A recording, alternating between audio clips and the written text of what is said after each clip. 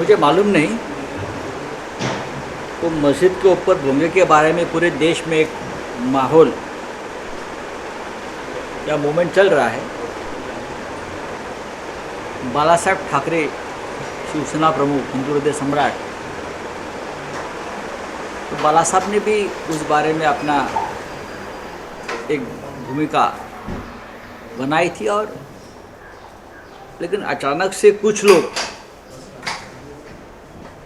क्या बोल रहे हैं, भोंगा, वो बीजेपी का भोंगा है। लगता है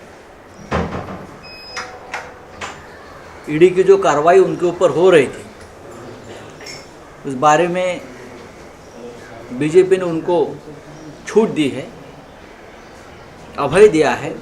उसके बाद ये भोंगा शुरू हुआ है। 1.5 साल तक इस पार्टी का भोंगा बंद था। और हिंदुत्व के बारे में हमें कोई सिखाने की ज़रूरत नहीं है। हिंदुत्व शिवसेना के खून में है, रगों रगों में बहता है। और जब भी हिंदुत्व के ऊपर हमला हुआ है तो बीजेपी और ये बीजेपी के नए भोंगे सामने नहीं थे, हम थे। बाला साहब ठाकरे, उद्धव ठाकरे और पूरी शिवसेना हिंदुत्व के लिए संघर्ष करती आई, लड़ती आई। हमारी जानें हमारे लोगों की चली गई। तो ये कल की बात छोड़ दीजिए, रात गई बात गई।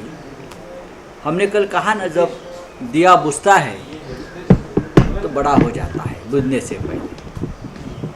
यही है बात। ऐसी है कि इस बातों को नज़रअंदाज करना चाहिए राजनीति में।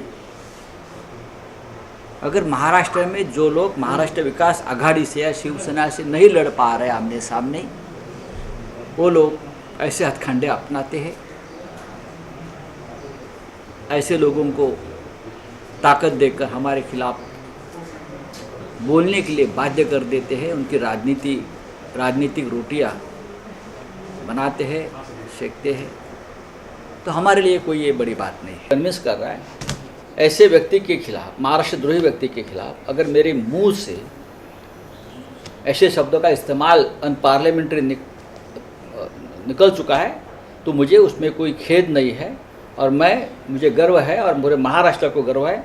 अगर राज ठाकरे को ये किरीट सोमैया के बारे में, जिसने देश के साथ गद्दारी की है, जो महाराष्ट्र का गद्दार है, ऐसे किरीट सोमैया के बारे में अगर इतनी प्रेम उमड़ आया है तो ज़रूर अपने घर पर बुलाए और उनका सम्मान कीजिए।